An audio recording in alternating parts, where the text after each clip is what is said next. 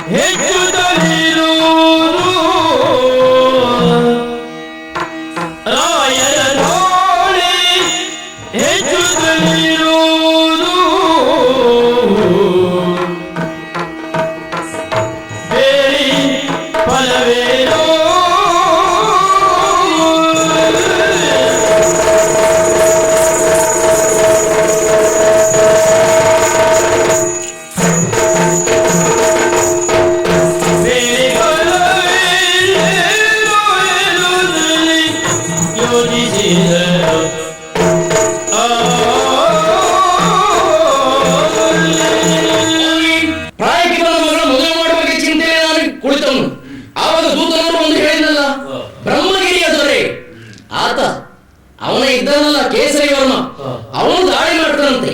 ಅವನು ಬರುವುದು ಪ್ರಥಮ ಅಲ್ಲ ಸ್ವಾಮಿ, ಎಷ್ಟೋ ಸಲ ಬಂದಿದ್ದಾನೆ. ಅವನು ಯಾಕೆ ಇಲ್ಲಿಗೆ ದಾಳಿ ಮಾಡ್ತಾನೆ, ನಾವು ಬಲಹೀನರು ಎನ್ನುವಂಥದ್ದು ಅವನಿಗೆ ಗೊತ್ತುಂಟು. ಹಾಗಾಗಿ ಪದೇ ಪದೇ ದಾಳಿ ಮಾಡ್ತಾ ಇರ್ತಾನೆ. ಅವನಿಗೆ ಸರಿಯಾದ ಬುದ್ಧಿ ಕಲಿಸಬೇಕು ಅಂತ ನಾನು ಆಲೋಚನೆ ಮಾಡಿದವಾಗ ಮಂತ್ರಿಯ ಒಂದು ಸೂಚನೆಯನ್ನು ಕೊಟ್ಟಿದ್ದಾನೆ. ಬಲು ಸಮರ್ಥ ನೆಂಟಸ್ಥನವನ್ನು ನಾವು ಬಯಸಿದ್ರೆ ಅಂದ್ರೆ ಬೆಳೆಸಿದ್ರೆ ಆವಾಗ ಅವರ ನಮಗೂ ಲಾಭ ಉಂಟು, ಅವರಿಗೂ ಲಾಭ ಉಂಟು ಅಂತ ಆಗ್ತದೆ. ಹಾಗೆ ಯಾರು ಅಂತ ಕೇಳಿದವಾಗ ಕನಕಗಿರಿಯದವರೇ ಜಯಸೇನ ಅಂತ ಹೇಳಿದ. ಆವಾಗ ಸ್ವಲ್ಪ ತಲೆ ಬಿಸಿಯಾಗಿದ್ದು ನೋಡಿ. ಮತ್ತೆ ಯಾಕಲ್ಲ, ಹೆಂಡತಿಯನ್ನು ಕಳೆದುಕೊಂಡಿರುವವನು, ಎರಡನೇ ಮದುವೆ, ಪ್ರಾಯಕ್ಕೆ ಬಂದಿರುವಂತ ಮಗ ಒಬ್ಬ ಇದ್ದಾನೆ ಸತ್ಯಸೇನ ಅಂತ. ಹಾಗಾಗಿ ಅವನು ಯಾವ ಪುತ್ರಿಗೆ ಹೇಗೆ ಕೊಡುವುದು ಅಂತ ಆಲೋಚನೆ ಮಾಡಿದ್ದು. ಆದ್ರೂ ಮದುವೆ ಮಾಡಿಸಿಕೊಡ್ಬೇಕಾದ್ದು ಅನಿವಾರ್ಯತೆ.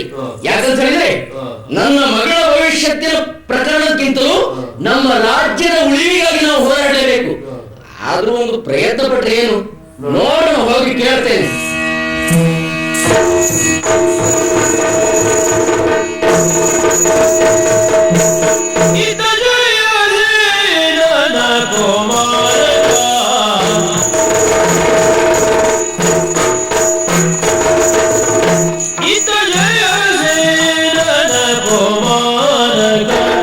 ಸತ್ಯಸೇನನು ಮಂದಿರದಲ್ಲಿ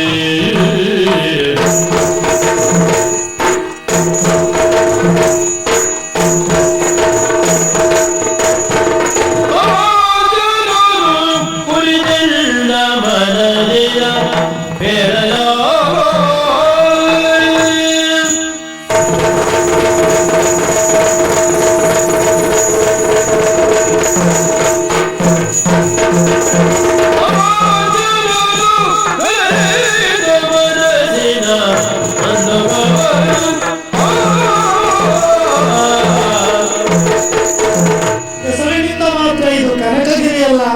ಕನಕಗಿರಿ ಎನ್ನುವುದು ನಮ್ಮ ನಾಡಿಗೆ ಅನ್ವರ್ಥ ನಾಮವೂ ಹೌದು. ಬೆಳ್ಳದಿಂದ ತೆಗೆದು ಬಂಗಾರವನ್ನು ಆಳಿದುಕೊಳ್ಳಬಹುದಾದಂತಹ ಶ್ರೀಮಂತಿಗೆ ತುಂಬಿದ ನಾಡಿನಲ್ಲಿ ನನ್ನ ಜನ್ಮ ಎನ್ನುವುದು ಮತ್ತೊಂದು ಸಂತೋಷದ ವಿಷಯ. ಅದರಲ್ಲಿಯೂ ಅರಸನಾದ ಜಯಸೇನಿಗೆ ಔರ ಸಮುದ್ರನೆಂಬುದು ಮತ್ತೂ ಸಂತೋಷದ ವಿಷಯ. ಆದ್ರೇನು ಮಾಡೋಣ ಹೇಳಿ, ಇತ್ತೀಚಿನ ಕೆಲವು ದಿನಗಳಲ್ಲಿ ನನ್ನ ತಂದೆಯನ್ನು ನೆನಪಿಸಿಕೊಂಡ್ರೆ ದುಃಖವಾಗ್ತಾ ಇದೆ. ಅದಕ್ಕೆ ಕಾರಣವೂ ತಿಳಿಯದೆ ಹೋದ್ದೇನೂ ಅಲ್ಲ. ನನ್ನಮ್ಮನನ್ನು ಕಳೆದುಕೊಂಡವರು ನಾನು. ತಾಯಿಯ ವಿಯೋಗ ನನಗೂ ದುಃಖವನ್ನು ಉಂಟು ಮಾಡಿದೆ. ಹಾಗಂತ ಸಮಾಧಾನ ಮಾಡಿಕೊಳ್ಳಬೇಕಾದ್ದು ಅನಿವಾರ್ಯ. ಹುಟ್ಟಿದವರು ಯಾರು ತಾನೇ ಸಾಯುವುದಿಲ್ಲ ಹೇಳಿ? ಜಾತಸ್ಯ ಮರಣಂ ಧ್ರುವಂ ಅಲ್ವೇ? ಈಗ ನಮ್ಮಮ್ಮ ಸಾಗಿದ್ರು, ಮುಂದೆ ನಾವು ಸಾಗುವುದಕ್ಕೆ ಇದ್ದವರು. ಆ ಕುರಿತಾಗಿ ನಾನು ಯೋಚಿಸ್ತಾ ಇಲ್ಲ, ನಮ್ಮ ಅಪ್ಪನ ಸ್ಥಿತಿಯ ಕುರಿತಾಗಿ ಯೋಚಿಸ್ತಾ ಇದ್ದೇನೆ. ಏನು ಮಾಡಿದ್ರು ರಾಜಕೀಯ ವ್ಯವಹಾರದಲ್ಲಿ ತನ್ನನ್ನು ತಾವು ತೊಡಗಿಸಿಕೊಳ್ತಾ ಇಲ್ವಲ್ಲ. ಯಾಕೆ ಯಾಕೆ ಅಂತ ಪ್ರಶ್ನಿಸಿದಾಗ ಸಿಕ್ಕಿದ ಉತ್ತರ ಇದು. ಭಾರ್ಯಾವಿಯೋಗ, ಸ್ವಜನಾಪವಾದ, ಋಣಸ್ಯ ಶೇಷ, ಕೃಪಣಂತ ಸೇವಾ, ದಾರಿದ್ರ್ಯ ಕಾಲೇ ಪ್ರಿಯದರ್ಶನಂಚ. ಈ 5 ದುಃಖಗಳು ಬೆಂಕಿ ಇಲ್ಲದೆ ದೇಹವನ್ನು ಸುತ್ತುವಂತೆ. ನನಗೆ ಅನುಭವಕ್ಕೆ ಬರಲಿಲ್ಲ. ಹಾಗಂತ ನನ್ನ ಅಪ್ಪನಿಗೆ ಚಿಂತೆ ಅದೇ ಇರಬೇಕು. ಭಾರ್ಯ ವಿಯೋಗ ಎನ್ನುವುದು ಬೆಂಕಿ ಇಲ್ಲದೆ ದೇಹವನ್ನು ಸುಡ್ತದೋ ಏನು. ಕೇಳಿದಾಗ ಮಂತ್ರಿ ಒಂದು ಪರಿಹಾರದ ದಾರಿಯನ್ನು ಸೂಚಿಸಿದ್ದಾನೆ. ಮರುಮದುವೆ ಆದರೆ ಕಳೆದ ಹೆಂಡತಿಯನ್ನು ಮರೆಯುವುದಕ್ಕೆ ಸಾಧ್ಯ. ಹಾಗಂತ ಮುಂದುವರಿಯುವುದಕ್ಕೆ ಸಾಧ್ಯವೇ? ಬೆಳೆದು ನಿಂತ ನಾನು ಮಗನಿದ್ದೇನೆ, ನಮ್ಮ ಅಪ್ಪನಿಗೆ ಹೇಳಿಕೊಡಿ ಅಂತ ಯಾವ ಮುಖ ತಗೊಂಡು ಯಾರೇ ಹೋಗಿ ಕೇಳಲಿಕ್ಕಾಗ್ತದೆ?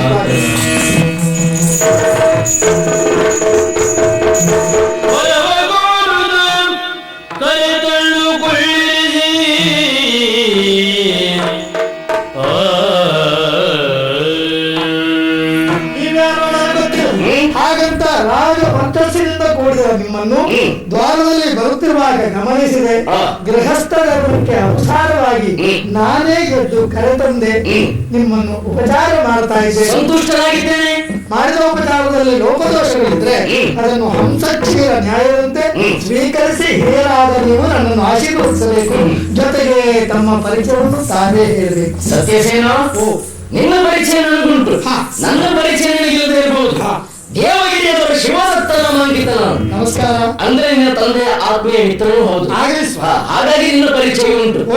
ಇಲ್ಲಿಯವರೆಗೆ ಬರ್ಲಿಕ್ಕೆ ಒಂದು ಕಾರಣ ಉಂಟು. ಏನು? ಅಂದ್ರೆ ನಿಮ್ಮ ತಂದೆ ಹೇಗಿದ್ದಾರೆ ಈಗ ಆರೋಗ್ಯವಾಗಿದ್ದಾರಾ? ದೈಹಿಕವಾಗಿ ತೊಂದರೆ ಇಲ್ಲ, ಹಾ.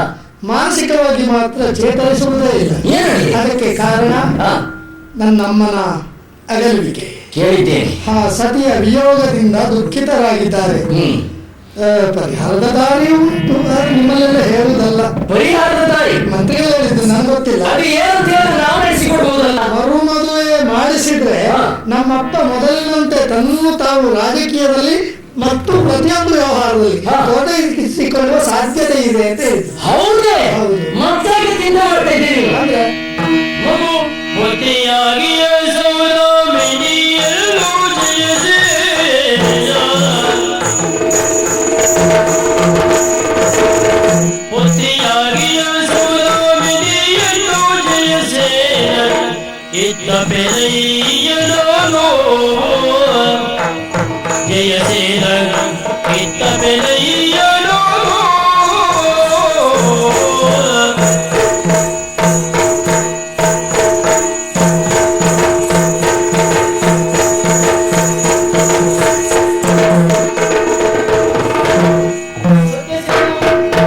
ಉತ್ತಮಿಗೆಯ ತೋರಿ ಬಲವಾಗಬೇಕು,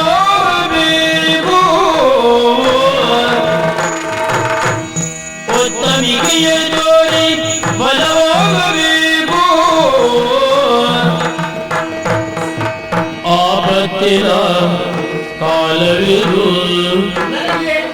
ಆಪತ್ತಿನ ಕಾಲವಿದು.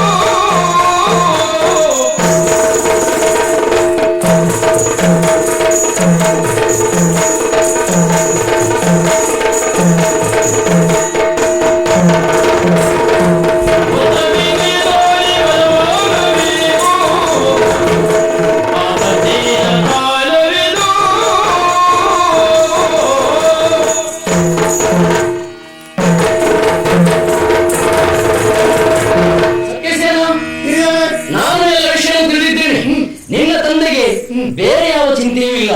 ಹೆಂಡತಿಯನ್ನು ಕಳೆದುಕೊಂಡಿರುವಂತ ದುಃಖ, ಆ ದುಃಖವನ್ನು ಪರಿಹರಿಸಲೇಬೇಕಂತ ನಾನು ಇಲ್ಲಿ ತನಕ ಬಂದು. ಅಂದ್ರೆ ಮತ್ತೇನಲ್ಲ, ನನಗೂ ಮಗಳಿದ್ದಾಳೆ ಸೌದಾಮಿನಿ ಅಂತ. ಅವಳನ್ನ ನಿನ್ನ ತಂದೆಗೆ ಕೊಟ್ಟು ಮದುವೆ ಮಾಡಿಸಿದ್ರೆ ಹೇಗೆ? ನೋಡು, ನನ್ನ ಮಗಳು ಕುಂಟಿ ಅಲ್ಲ, ಕುರುಡಿ ಅಲ್ಲ. ಅದನ್ನು ಕೇಳಿಕೊಳ್ತಾವ. ಯಾಕಂದ್ರೆ ಅರಸಕುಮಾರಿ ನಿಮ್ಮ ಮಗಳು. ಈಗ ನಮ್ಮ ತಂದೆಗೆ ನಾನು ಎಷ್ಟು ದೊಡ್ಡ ಮಗ ಇದ್ದೇನೆ ಅನ್ನೋದು ನಿಮ್ಗೆ ಗೊತ್ತಾಗಿದೆ. ಹೌದು. ಅಂತದ್ರಲ್ಲಿ ನನ್ನ ಮಗಳನ್ನು ನಿಮ್ಮ ತಂದೆಗೆ ಕೊಡ್ತೇನೆ ಅಂತ ನೀವು ಹೇಳ್ತೀರಿ ಅಂತ ಆದ್ರೆ ಬಹುಶಃ ಯಾರೂ ತಕೊಂಡು ಹೋಗದೇ ಇದ್ದದ್ದನ್ನೇ ಇಲ್ಲಿಗೆ ಸೇರಿಸುವಂತಲ್ಲ. ಹಾಗೇನೂ ಇಲ್ವಲ್ಲ? ಹಾಗೇನೂ ಇಲ್ಲ. ನನ್ನ ಮಗಳು ಅತ್ಯಂತ ಸೌಂದರ್ಯವತಿ. ಯಾಕೆ ಆಗಿದೆ ಅರ್ಥವಾಯ್ತೆ. ಯಾಕೆ? ಈ ಸಮಾಜದಲ್ಲಿ ಕಂಡು ಕೇಳುವ ಅನುಭವ ಅಂತ ಉಂಟು. ಹಾಗೆ ಮರುಮದುವೆಯಿಂದಾಕ್ಷಣ ಮೂಗು ಮುರಿಯುವಂತಹ ಪಿತೃಗಳೇ ಹೆಚ್ಚು. ಅಂತದ್ರಲ್ಲಿ ಯಾವ ತಂದೆಯು ನನ್ನ ಮಗಳು ಹಾಳಾಗ್ಲಿ ಅಂತ ಇಷ್ಟಪಡೋದಿಲ್ಲ. ಈ ಕೊಟ್ಟ ಹಾಳಾಗ್ತಾಳೆ ಎಂಬ ಅರ್ಥ ಅಲ್ಲ, ಮರುಮದುವೆ ಸುಳ್ಳಲ್ವಲ್ಲ. ಹೌದು. ನೀವು ಕೊಡ್ತೇನೆ ಅಂತ ನಾವಾಗಿ ನಿಮ್ಮಲ್ಲಿ ಕೇಳಲಿಲ್ಲ, ನೀವಾಗಿ ನಮ್ಮ ಮನೆಗೆ ಅಂದ್ರೆ ನಮ್ಮ ಅಪ್ಪನಿಗೆ ಹೇಳ್ಕೊಡ್ತೇನೆ ಅಂತ ಹೇಳ್ತಾ ಬಂದಿದ್ದೇನೆ. ಏನು ಕಾರಣ? ಕಾರಣ ಉಂಟಪ್ಪ. ಏನು? ಮತ್ತೇನಲ್ಲ, ಇದರಲ್ಲಿ ನನ್ನ ಸ್ವಾರ್ಥ ಉಂಟು. ಸರಿ, ಪ್ರಯೋಜನ ಇಲ್ಲದೆ ಯಾವನು ಪ್ರವೃತ್ತರಾಗುವುದಿಲ್ಲ ಅಲ್ವಾ? ಏನು ಪ್ರಯೋಜನ, ಸ್ವಾರ್ಥ? ನನ್ನ ಸ್ವಾರ್ಥ ಅಂತ ಹೇಳಿದ್ರೆ ಅನೇಕ ಕಾಲದಿಂದ ಬ್ರಹ್ಮಗಿರಿಯ ದೊರೆ ಕೇಸರಿ ವರ್ಮ ಅಂತ ಆವಾಗ ಆವಾಗ ಆವಾಗ ದಾಳಿ ಮಾಡ್ತಾ ಇರುವವನು. ಅಂದ್ರೆ ನಾವು ಬಲಹೀನ ಅಂತ ಅವನಿಗೆ ಗೊತ್ತುಂಟು. ಹಾಗಾಗಿ ನಿಮ್ಮ ಸೇನೆ ನಮ್ಮ ಸೇನೆ ಕೂಡಿದೆ, ಆ ಬರುವಂತ ಅವನನ್ನ ಮಣಿಸಿದ್ರೆ ಒಳ್ಳೆಯದಲ್ವಾ? ನಮ್ಮ ಸಂಬಂಧವನ್ನು ನೀವು ಬೆಳೆಸಿದ್ರೆ ನಿಮಗೆ ಬೆಂಬಲವಾಗಿ ನಾವು ಬರಬೇಕು. ಹೌದು.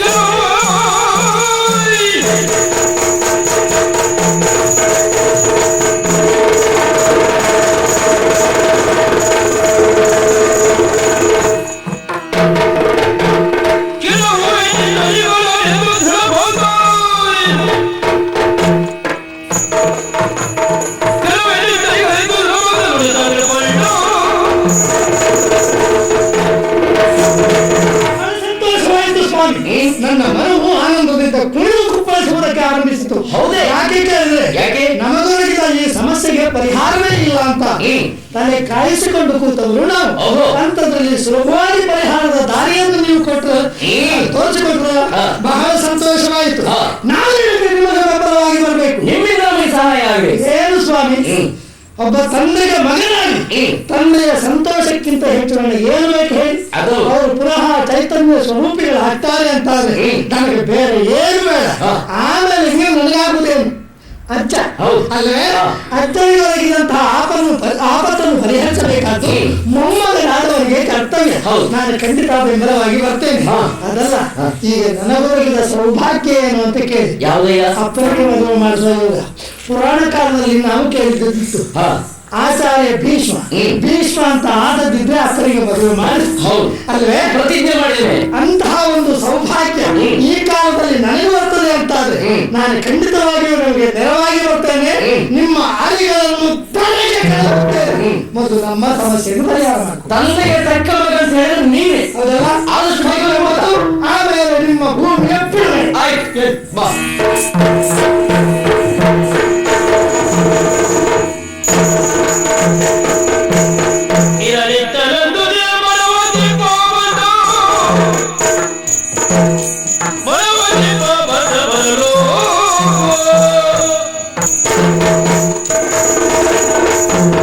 ನಮಸ್ಕಾರ ಸ್ವಾಮಿ, ಪರಿಚಯ ಆಯ್ತು ನಮ್ಮದ್ದು, ಗೊತ್ತಾಯ್ತಲ್ಲ?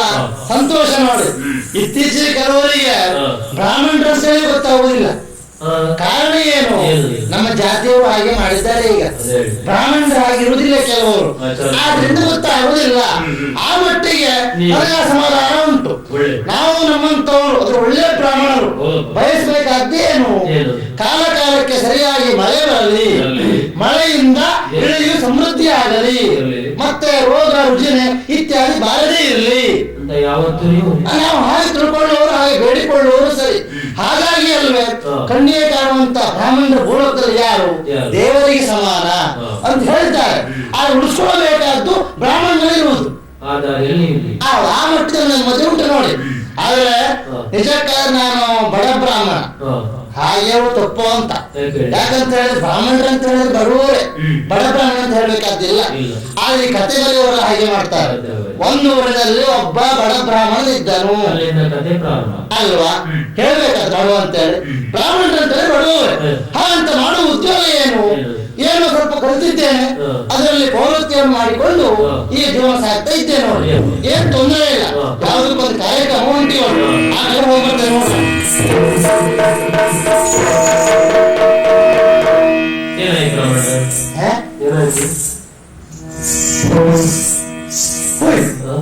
ಒಂದು ಗಂಟು, ಈ ಗಂಟಲ್ಲಿ ಅನುಮಾನವೇ ಇಲ್ಲ, ಇದು ಬಂಗಾರದ ನಾಣ್ಯವೇ ಅಲ್ವಾ? ಆದ್ರೆ ಯಾರು ಇರ್ಬೋದು? ಇಲ್ಲ, ಯಾರು ಕಾಣಲಿಲ್ವಲ್ಲ. ಪಾಪ, ಆ ಕಳ್ಕೊಂಡವ್ರು ಎಷ್ಟು ವ್ಯಥೆ ಕೊಡ್ತಾ ಇದ್ದಾರೋ ಏನು.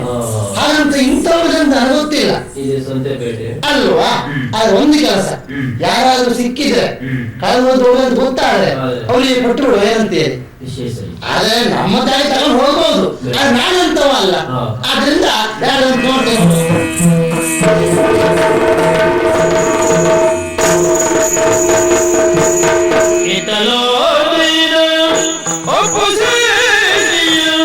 ಚಿತ್ತದಳು ವ್ಯತೆಯ ತಾಳುತ್ತ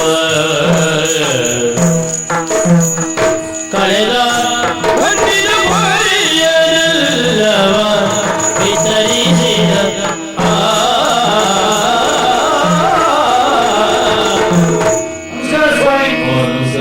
ನಾವು ಶೆಟ್ರು. ಶೆಟ್ರ? ಯಾವ ಶೆಟ್ರು? ಕೋಮಟಿ. ನಿಮ್ಮ ಅತಿ ಪ್ರಸಂಗ ಯಾಕೆ ನಿಮ್ಗೆ? ನೀವು ಕೇಳುವಾಗ ಏನಾದ್ರು ಗೊತ್ತಾಯ್ತು, ಹನುಮಾನ್ ಅದರಲ್ಲೇ ಕೇಳಿದ್ದು ಅಂತ ನೋಡಿ. ನೀವು ಶೆಟ್ರು, ನಾವು ಶೆಟ್ರು. ನಮ್ಮೊಳಗೆ ನಾವು ಗೌರವ ಕೊಟ್ಕೊಂಡು ನಮ್ಗೆ ಕೊಡೋರು ಯಾರು? ನಾವು ಯಾರು ಕೋಮಟಿ ಅಂತ ಬೇಡ, ನಮ್ಮೊಳಗೆ ಗೌರವ ಇರಲಿ ನೋಡಿ. ಸ್ವಾಮಿ ಅಪ್ಪು ಶ್ರೇಷ್ಠಿ ಅಂತ ನನ್ನ ಹೆಸರು. ನಾನೇ. ನಾನು ಇನ್ನೂವರೆಗೆ ಮದುವೆ ಆಗಲಿಲ್ಲ. ತೊಂದರೆ ಏನೂ ಇಲ್ಲ, ಆರೋಗ್ಯ ದೃಷ್ಟಿ ಅದು ನೀವು ಹೇಳುದೇ ಬೇಡ. ಆದ್ರೂ ಮದುವೆ ಆಗಲಿಲ್ಲ. ಯಾಕೆ? ಮದುವೆ ಆದ್ರೆ ಹೃದಯಕ್ಕೆ ಖರ್ಚು ಎಷ್ಟುಂಟು ವಿಷಯ. ಅದು ನಮ್ಮ ಜಾತಿ ಮದುವೆ ನಿಮ್ಗೆ ಹೇಳುದು ಬೇಡ. ನಾ ನಾವೊಂದಿಷ್ಟು ಆಡಂಬರ ಮಾಡಿ ಬಂದವರು ತಿನ್ಕೊಂಡು ಹೋಗ್ಬಿಟ್ರೆ ಮತ್ತೇನಾದ್ರು ಉಂಟಾ? ಆದ್ರಿಂದ ಆ ರಗಳೆ ಬೇಡ ಮದುವೆ ಆಗ್ಲಿಲ್ಲ. ಮದುವೆ ಆದ್ರೆ ಮತ್ತೆ ಹೆಂಡತಿ ಗರ್ಭಿಣಿ ಆಗುದು, ಹೆರಿಗೆ ಖರ್ಚು, ಅದೆಲ್ಲ ಸಮಸ್ಯೆ ಉಂಟಲ್ಲ ಅಂತ ನಾನು ಬಿಟ್ಟವ. ಹಾಗಂತ ಮದುವೆ ಆಗುವ ಆಲೋಚನೆ ಉಂಟು ನನಗೆ. ಯಾರಿಗಲ್ಲ, ನನಗೆ ಮದುವೆ ಎಷ್ಟು ವರ್ಷ? ಏನು 58 ಆಯ್ತು ಅಷ್ಟೇ. 59 ಕಳಿಬೇಕು ಅಲ್ಲ ನಮ್ಮ ಮದುವೆ ಅಂತ ಹೇಳುದು ನೀವು. ಆಗಲ್ಲ, 58 ಕಳೆದ ಮೇಲೆ 59ನೇ ವರ್ಷಕ್ಕೆ ಮದುವೆ ಉಂಟು ನಾನು. ಆಮೇಲೆ ಏನಾದ್ರೂ ಖರ್ಚು ಉಂಟಾ? ಲೆಕ್ಕಾಕಿ ಹೆರಿಗೆ ನೋವು ಇದೆ ಅಂತದ್ದು ಉಪದ್ರ ಉಂಟಾ? ಸುಖಕ್ಕೆ ಅಂತ ಆಪತ್ತೆ ಇಲ್ಲ. ಹಾಗಂತ ಸುಖಕ್ಕೆ ಈಗೂ ನಾವು ಕಡಿಮೆ ಮಾಡ್ಕೊಳ್ಳಿಲ್ಲ. ಒಂದು 2 ಟೂತ್ ಬಿಲ್ ಬೀಸಾಡುದು ನಮ್ಗೆ ವ್ಯವಹಾರ ಮುಗೀತು. ಅದೆಲ್ಲ ನಾನು ಹೇಳುದು. ಈಗ ನನಗೆ ತಲೆ ಬಿಸಿ ಅಂದ್ರೆ ನೋಡಿ, ಸ್ವಲ್ಪ ಬಿಸಿಲೇ ಇದ್ದೆ ನಾನು. ವ್ಯಾಪಾರದಲ್ಲಿ ಎಲ್ಲ ವ್ಯಾಪಾರ ಉಂಟು, ಅದು ಇದು ಕೇಳಬೇಡಿ ನೀವು, ಎಲ್ಲ ನೋಡಿ ಉಂಟು. ಮೊನ್ನೆ ನಾನು ಸಂತೆ ವ್ಯಾಪಾರ ಮೆಣಸಿನ್ಕಾಯಿ ಎಲ್ಲ ಉಂಟೆ. ಅಲ್ಲಿ ಬರುವ ಗ್ರಾಚಾರ ನಾನು ಕಷ್ಟಪಟ್ಟು ಸಂಪಾದನೆ ಮಾಡಿದ್ದು 3 ಹೊನ್ನಿನ ಗಂಟು. ಅವ್ರು ಯಾವತ್ತು ನನ್ನ ಕೈಲಿ ಹಣ ಬಿದ್ದದ್ದಿಲ್ಲಪ್ಪ ಜೀವಮಾನದಲ್ಲಿ. ಸಿಕ್ಕಿದ್ದೆ ಬಿಟ್ಟರೆ ಬಿದ್ದದ್ದು. ಯಾಕೆ ಹೀಗಾಯ್ತು ಅಂತ ಕಾಲೋಯ್ತು. ನೋಡುವ ಪಡ್ಕೊಳ್ಳಿಕ್ಕೆ ಒಂದು ದಾರಿ, ಕೊನೆಯ ಆಸೆ ಅಂತ ಒಂದು ಓಡಿಸಿದೆ.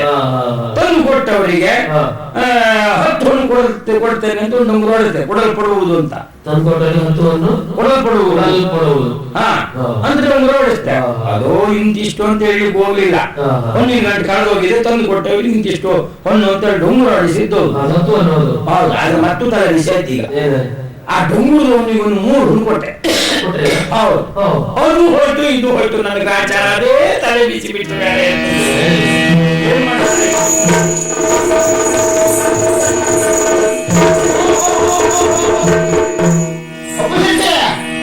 ಏನ್ ಮಾಡಿದ್ರೆ ಏನ್ ಔಷಧಿ ಕುಡಿದ್ರ?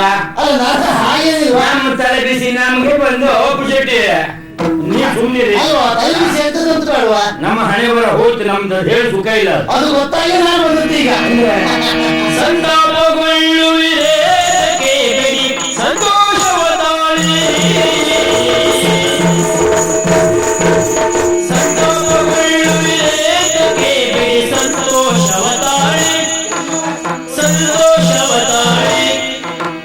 ಸಂತೆಯು ಕಳೆದಿಯ ಗಂಟಿದು ಅವದೇ, ಸಂತೆಯು ಕಳೆದಿಯ ಗಂಟಿದು ಅವದೇ,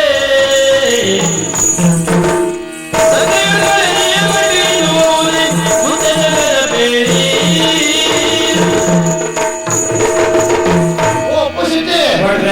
ಈಗ ತಲೆ ಬಿಸಿ ಆಗುತ್ತಾ ಏನಂತ ಗೊತ್ತಾಯ್ತು. ನಾವು ನೋಡಿ, ನೀವು ಬಾಕಿ ಹೊಟ್ಟನ ಮಾತಾಡಿದಾಗಲ್ಲ ಮೊದ್ಲೇ ನಾ ಬಿಸಿಲಿದ್ದೆ. ಈಗ ನನ್ನ ಹೊಟ್ಟೆ ಸಂಕಟ ನನಗೆ ಕೇಳೇ ಬಂದಿದ್ದ.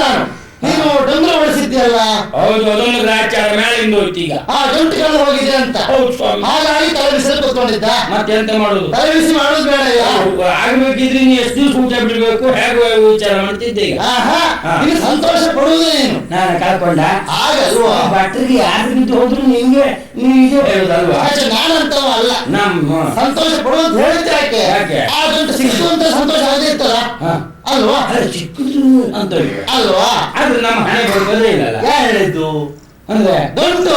ಹೌದು, ಸಿಕ್ತು ಅಂತ ತಿಳ್ಕೊ. ಅಂದ್ರೆ ನೋಡು, ಈ ಗಂಟು ಇನ್ನೊಂದೆಯಾ? ಸತ್ಯದ ಹೊರವಿದು ಜಗದ ಉಳಿದಿದೆ ಉತ್ತಮಿಕೆಯ ತೋರಿ, ಸತ್ಯದ ಹಣವಿದು ಜಗದ ಉಳಿದಿದೆ ಉತ್ತಮಿಕೆಯ ತೋರಿ, ಉಳಿದಿದೆ ಉತ್ತಮಿಕೆಯ ತೋರಿ. ಇತ್ತಿರಿ ತೆರಳು ಆಶೀರ್ವಚನವ, ಇತ್ತಿರಿ ತೆರಳು ಆಶೀರ್ವಚನವ, ಇತ್ತು ಶುಭವ ಕೋರಿ.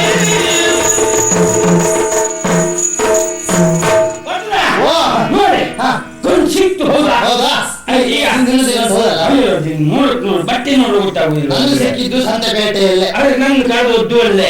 ನಿಮ್ಗೆ ಬಟ್ಟೆ ನೋಡಿ ಗೊತ್ತಾಗುದಿಲ್ವಾ? ಹೌದಾ? ಅಯ್ಯೋ, ಇದು ನಮ್ಮದೇ. ಮತ್ತೆ ತೊಳೆಯುವ ಪ್ರಶ್ನೆ ಇಲ್ಲ, ಅದು ಅನುಮಾನ ಇಲ್ಲ. ಈ ಕಾಣ್ತದಷ್ಟು ಜಾಗ್ರತೆ ಇಟ್ಕೊಂಡು ತೊಳೆದು ಹೊರಟೇ ಹೋಗ್ತದೆ. ಮತ್ತೆ ಅಷ್ಟು ಜಾಗ್ರತೆ ಮಾಡಿ ಇಟ್ಕೊಂಡವ. ನೋಡಿ, ಹೊಂದು ಸಿಕ್ತು. ಯಾಕೆ ಸಿಕ್ತು? ಯಾಕೆ ವಿಚಾರ ಮಾಡಿದ್ದೀರಾ? ಈಗ ನೀವು ತಂದು ಕೊಟ್ಟಿದ್ದೀರಿ, ನಾನು ಸಿಕ್ಕಿದ್ದ. ಮತ್ತೆ ಅಲ್ಲ, ವಿಷಯವೇ ಅಲ್ಲ ಅದು. ನಾನು ತಂದು ಕೊಟ್ಟಿದ್ದೆ ಸಿಕ್ಕಿದ್ದಲ್ವಾ? ತಂದು ಕೊಟ್ಟಿದ್ದು ಹೋಗಿ ಇಲ್ಲ ಅಂತಲ್ಲ. ಹೌದು, ಆದ್ರೆ ನೀವು ತಂದು ಕೊಡಬೇಕಿದ್ರೆ ನೀವು ಅದನ್ನು ಸಿಗ್ಬೇಕಾ ಬೇಡವಾ? ನೀವು ಸಿಕ್ತು. ಯಾಕೆ ಸಿಕ್ತು? ತಂದು ಕೊಟ್ರಿ. ಯಾಕೆ ತಂದು ಕೊಟ್ರಿ? ಯಾಕೆ? ಸತ್ಯದ ಹಣವಿದು. ನಾನು ಸಂಪಾದನೆ ಮಾಡ್ಬೇಕಿದ್ರೆ ನಾನು ಪಟ್ಟು ಕಷ್ಟ ಅವೆವ ಹಾಗಾಗಿ ಅದು ನಮ್ಗೆ ತಕ್ಕದ ಉಳಿದೀತ. ತಪ್ಪಲ್ಲಪ್ಪ, ಕಷ್ಟಪಟ್ಟು ಸಂಪಾದನೆ ಮಾಡೋದು ಎಲ್ಲೂ ಹೋಗುದು ಇಲ್ಲ. ನೀವು ತಂದು ಕೊಟ್ರಿ ಇದನ್ನು ಯಾಕೆ ಯಾಕೆ ಯಾರ ತಲೆ ಹೊಡೆದದ್ದು? ನೀವು ಅಂತ ಮಾತಾಡಬೇಡಿ, ನೀವು ಅಂತವಲ್ಲ, ನಾನು ಪ್ರಾಮಾಣಿಕ ಅಂತವಲ್ಲ. ಹಾಗಾಗಿ ಆ ದೇವರು ನನ್ನ ಅನುಗ್ರಹ ಮಾಡಿದ, ಬಹಳ ಸಂತೋಷ ಆಯ್ತು. ಭಟ್ರೆ ನಿಮ್ಮ ಪ್ರಾಮಾಣಿಕತೆ ನಾನು 4 ಕಡೆ ಹೇಳ್ತೇನೆ. ಮತ್ತೆ ನಿಮ್ಗೆ ಮತ್ತೆ 4 ಮನೆ ಪೂರ್ವಕ್ಕೆ ಇದರಲ್ಲೇ ಬರ್ಬೇಕು. ನಿಮ್ಗೆ ನೀವು ಒಂದು ಒಳ್ಳೆ ಆಶೀರ್ವಾದ ಮಾಡಿ ಇನ್ನು ನೀವು ಹೋಗಿ ನಿಮ್ಗೆ ತಲೆ ಬಿಸಿ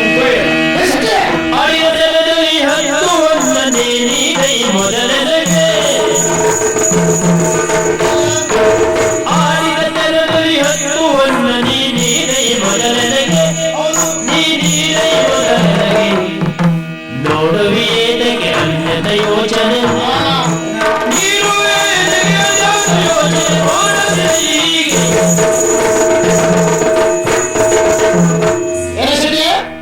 ಬರ್ರೆ ನಾನು ಗೌರವದಲ್ಲಿ ನಿಮ್ಗೆ ಬಟ್ಟೆ ಅಂತಿದ್ದೆ, ನೀವು ಶೆಟ್ಟಿ ಅಂತ ಹೇಳ್ಬೇಡಿ. ಬ್ರಾಹ್ಮಣರಾದ್ರೂ ನೀವು ನಿಮ್ಮ ನೋಡ್ಕೊಳ್ಳಿ, ನಮ್ಗೆ ಶೆಟ್ಟಿ ಅಂದ್ರೆ ಜಾಗ್ರತೆ. ಯಾಕೆ ಹೇಳಿದ್ದೇನು ಅದು ನನ್ನ ಗಂಟು ಸಿಕ್ತು, ನೀವು ಬಹಳ ಒಳ್ಳೆಯವರು, ಉಪಕಾರ ಮಾಡಿದ್ದೀರಿ, ಆಶೀರ್ವಾದ ಮಾಡಿ ಹೋಗಿ. ಅದು ಬ್ರಾಹ್ಮಣರ ಅದಕ್ಕೆ ಹೇಳಿದ್ದು. ಏನ್ ಜನ ಅದಿಲ್ವಾ? ಅದಕ್ಕೆ ಅಲ್ವಾ ಬಂತ ಇಲ್ವ ನಿನ್ನದ್ದು? ಅಲ್ಲಿ ನನ್ನ ಆಶೀರ್ವಾದ ಮಾತ್ರ. ನೀವು ಅದೇ ಇರುವುದೇ ಅದಕ್ಕಲ್ವಾ? ನೀನು ಆಡಿದ ಮಾತು ನೆನ್ಪಿಟ್ಕೋ. ಏನು ನಂಗೂ ಸಾಧ್ಯ ಆಗಿದೇನು ಏನಂತ ಆಗಂತ ತಂದು ಕೊಟ್ಟವರಿಗೆ 10 ಒಂದನ್ನು ಕೊಡ್ತೇನೆ.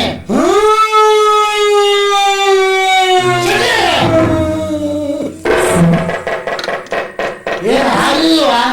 ಏನದು? ನಾನು ಗಂಡ ಆಯ್ತು ಅಂತ ಮಾಡಿದೆ ಅಂದ್ರೆ ಆ ಸಂತೋಷ ಅದಕ್ಕೆ ಹೋಗಿ ಮೈ ಅಂತ ಮೇಲೆ ಹೋಯ್ತು ಸ್ವರ ಮಾಡಿದ.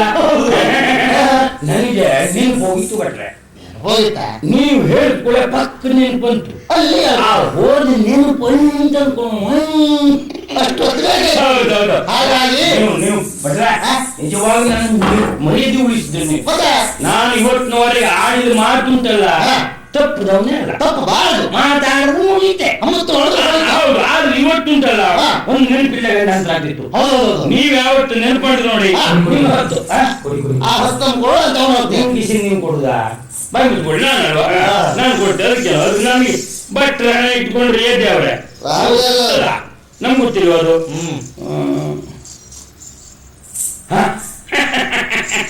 ಭಟ್ರೆ ಬಹಳ ಒಳ್ಳೆ ಕೆಲಸ ಅಲ್ಲ, ಬಹಳ ಸಂತೋಷ ಆಯ್ತು ನನಗೆ. ನನಗೊಂದು ಕೆಲಸ ತಪ್ಪಿಸಿದ್ರಿ ನೀವು. ಲೆಕ್ಕ ಮಾಡಿ ನಾನು 10 ಕೊಡ್ಬೇಕಿತ್ತಲ್ಲ, ಅದು ನೀವು ತಪ್ಪಿಸಿದ್ರಿ. ನೀವು ಅಂದ್ರೆ ನಾನು ಕೊಡ್ಬೇಕಾದ ಹೊನ್ನನ್ನು ತೆಕ್ಕೊಂಡೇ ನೀವು ತಂದು ಕೊಟ್ಟಿದ್ರಿಂದ ನೀವು ಮಾಡಿದ ಉಪಕಾರ ಜೀವಮಾನಕ್ಕೆ ಮರಿದ್ದಿಲ್ಲ. ನೀವು ಯಾರಿಗೆ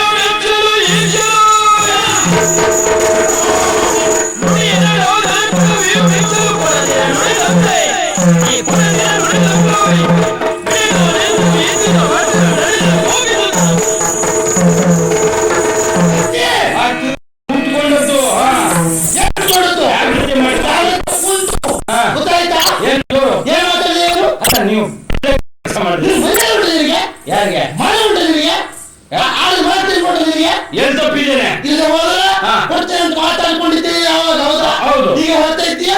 ಹೊಡಿಸಿದ್ದೆ. ನೀವೇ ತಗೊಂಡಿದ್ದೀರಿ ಅಂತ ಹೇಳ್ತಾ ಇದ್ದೀಯ. ಮಾತಿನಂತೆ 10 ಹೊನ್ನನ್ನು ಕೊಡ್ತೀನಿ. ನೋಡು, ತೊಂದರೆ ಹೊಡಿಸಿದ್ದೆ. ಹೌದಾ? ಹೌದು. ಆ ಲೆಕ್ಕ ಕೊಡ್ಬೇಕಿತ್ತು, ನೀವು ಕೊಡ್ಬೇಕಿತ್ತು. ನೀವೇ ತಗೊಂಡ್ರಿ ಅಂತ ಹೇಳ್ತಾ ಇದ್ದೀರಿ. ನೀವು ತಕ್ಕೊಂಡಿದ್ರಿ, ನಾ ಕೊಡುದಿಲ್ಲ. ನೋಡು, ಅಂತ ವರ್ಷ ನಾನಲ್ಲ.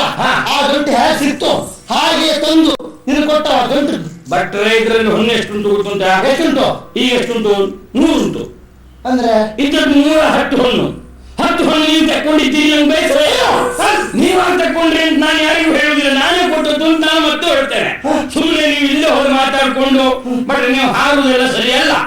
ಎಷ್ಟು ಹಾರುದು ಶೆಟ್ರು ಮುಂದೆ ಭಟ್ರ ಹಾರುದು ಬೇಡ. ಮತ್ ನಾಳೆ ನಮ್ಗೊಂದು ಅಪೋದ ಹತ್ರ ಬೇಡಿ ಸುಮ್ಮನೆ ಹೋಗಿ ನೀವು. ಏನ ಶೆಟ್ಟಿ ಬಾಳ ಮಾತಾಡ್ತೀನ ಶೆಟ್ಟಿ? ಮಾತಾಡ್ತೇನು? ಏನ್ ತಿಳ್ಕೊಂಡಿದ್ದೀಯ? ಏನು ನಾನು ತಗೊಂಡಂತ ಹೇಳ್ತೀಯ? ಏನ್ ತಗೊಂಡಿತ್ತು? ಬ್ರಾಹ್ಮಣರ ನೀವು ಯಾರ ನಂಗೆ ಅಂತ ಗೊತ್ತು. ನೋಡು, ನಾವು ಬ್ರಾಹ್ಮಣ ಅಂತ ಕರೀತೀವಿ, ಈ ಜನರು ಹಾಕೊಂಡಿದ್ವಿ. ಇಲ್ಲಿ ಕೊಡುದಿಲ್ಲ, ನಾವು ಕೊಡುದಿಲ್ಲ. ನಾನು ತಗೊಂಡಿದ್ದ. ಹೌದು, ನಾನು ಬಿಡುವುದಿಲ್ಲ ಹಾಗೆ. ಏನ್ ಮಾಡ್ತೇನೆ? ಬಿಡುವುದಿಲ್ಲ ಹಾಗೆ. ಏನ್ ಮಾಡ್ತೇನೆ? ನಾನು ಬಿಡುವುದಿಲ್ಲ ಹಾಗೆ.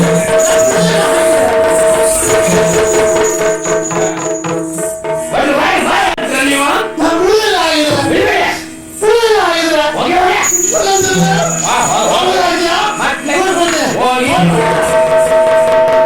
ಭಟ್ರು ನಾ ಗಣಿ ಬಿಟ್ಟು ಹೋಗಿದ್ಯಾ ಅಂತ ಒಳ್ಳೆ ಶೆಡ್ಗಾರ ಹೋಗಿ ಮಾಡ್ತಾರೆ. ಅರೆ ಈ ಭಟ್ರಿಗೆಲ್ಲ ಕಲಿಸಿ ನಮ್ಮ ಶೆಟ್ರಿಗೆ ಹೇಳ್ಬೇಕಾ? ಓಯ್ ಎಂತ ಭಟ್ರ ಬುದ್ಧಿವಂತರು ಅಂದ್ರೆ ಒಂದು ಶೆಟ್ರ ಮುಂದಲ್ಲ. ಬಾಬಾ ಭಟ್ರಿ ಮೊದ್ಲೇ ನಾಲ್ಕನೇ ಬಿದ್ದಿತ್ತು, ಮತ್ತೆ ನಾಲ್ಕನೇ ಕೇಳಿದೆ ಗೀರ್ ಬಿಟ್ಕೊಂಡು ಈಗ ನೀವು ಸುಮ್ಮನೆ ನೋಡಿ. ಪ್ರಾಮಾಣಿಕವಾಗಿ ನಿಮ್ಮ ಹೇಳ್ತೆ, ಯಾಕೆ ನಮ್ಮ ಜಾತಿ ಒಕ್ಕಟ್ಟು ಮತ್ತೆ ಎಲ್ಲೂ ಇಲ್ಲ. ಆ ವಿಶ್ವಾಸದಲ್ಲಿ ಹೇಳುದು ನಾನು. ಇದ್ದದ್ದು 101 ಭಟ್ರು ಕೊಟ್ರ 110 ಏನ 50 25 ಕೊಡ್ತೇನೆ. ನೀವು ಉಳಿತ್ರ ನೋಡುವ 50 ಅಂತೆ. ನಮ್ಮ ಉಳಿಸ್ಕೊಡಲ್ಲ. ಭಟ್ರಿ ಅಂತ ಭಟ್ರು ನೋಡೇ ಬಿಡ್ತೇನೆ ನಾನು.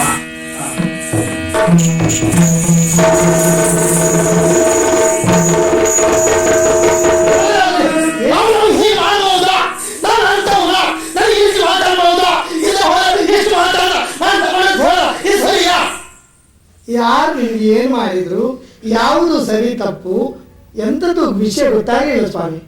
ವಿಷಯ ಗೊತ್ತಿಲ್ಲ. ತಾವೀಗ ಹೊರಟದ್ದು ಅರಸನನ್ನು ಕಾಣಲಿಕ್ಕೆ. ಹೌದು, ಅರಸರನ್ನು ಈಗ ನೋಡುವುದು ಬೇಡ.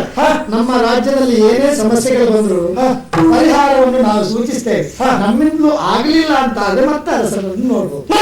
ಹೋಯ್ತು ಹೋಯ್ತು, ನಾನು ಒಳ್ಳೆ ಬ್ರಾಹ್ಮಣ ಅಂತ ಎಲ್ಲರೂ ಹೇಳ್ತಾರೆ. ನಾನು ಹಾಗೆ ಇದ್ದ ನಾವು ಒಪ್ಕೊಂಡು ವಿಷಯ ಯಾರು ಏನ್ ಹೇಳಿದ್ರು ಎಂತವ್ರು ಅಂತ ತಿಳಿಬೇಕಾದ್ರೆ ಪ್ರಕಟಣೆ ಗೊತ್ತಿಲ್ಲ, ಏನಂತ ತೀರ್ಮಾನ ಮಾಡ್ಲಿಕ್ಕೆ ಆಗ್ತಾನೆ? ಸುಳ್ಳ ವಿಷಯ ಗೊತ್ತಿಲ್ಲ. ಇಲ್ಲ ಸ್ವಾಮಿ, ವಿಷಯ ಹೇಳಿ. ನಾನು ಕಾರ್ಯಕ್ರಮ ಹೋಗಿ ಬಂದವರು ಸಂತೆ ಪೇಟೆಯಲ್ಲಿ ಒಂದು ಗಂಟು ಸಿಕ್ತು. ಆ ಗಂಟು ಹಿಡಿದು ನೋಡ್ತೇನೆ, ಬಿಡಿಸಿ ನೋಡ್ಲಿಲ್ಲ.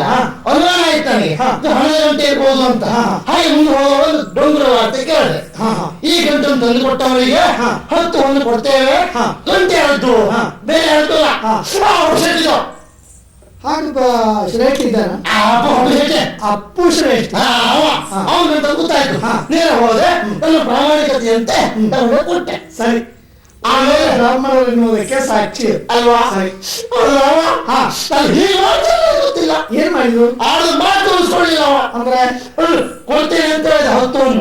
ಹೌದಾ? ಮೊದ್ಲೇ ಹೇಳ್ತಾನೆ ಕೊಡ್ತೇನೆ ಅಂತ. ನಾನು ಕೊಡು ಅಂದೆ. ಅವ್ ಏನ್ ಹೇಳೋ ಗೊತ್ತಾ? ನೀವು ಮೊದ್ಲೇ ತಗೊಂಡಿದ್ದೀರಿ, ಮತ್ತೆ ಯಾಕೆ ಕೊಡ್ಬೇಕು? ಸತ್ಯ ಹೇಳಿ. ಹೌದಾ? ತೆಗೆದಿಟ್ಕೊಂಡ್ರ? ನನ್ನ ಅಪ್ಪಯ್ಯ ನಿಮ್ಮ ಆರೋಪ ಹಚ್ಚಿದ್ದಲ್ಲ, ಮತ್ತೆ ಸತ್ಯಕ್ಕಾಗಿ ಕೇಳಿದ್ದು. ಹೌದು, ಹಾಗಂತ ಹೇಗುಂಟು ಹಾಗೇ ತೆಗೆದುಕೊಂಡೆ ಕೊಟ್ಟಿದ್ದೆ ಬಿಟ್ರೆ ಪ್ರತೀಕ. ಹೌದು, ಬಿಡಿಸ್ಕೊಳ್ಳಲಿಲ್ಲ. ಹೋಗಿ ಹೋಗಿ ನೀವು ತಗೊಂಡಿದ್ದೀರಿ, ಮತ್ತೆ ಯಾಕೆ ಕೊಡ್ಬೇಕು ಅಂತ ನನ್ನ ಅಪ್ಪ ತೆಗೆದುತ್ತಾವ. ಒತ್ತಾಯ ಮಾಡಿದ್ರೆ ನಿಮ್ಮ ಅಪ್ಪನ ಸುದ್ದಿ ತೆಗೆದ್ರು. ನಿಮ್ಮ ಅಪ್ಪನ ಕೇಳ. ಈಗ ನಿಮ್ಗೆ ನ್ಯಾಯ ಬೇಕು.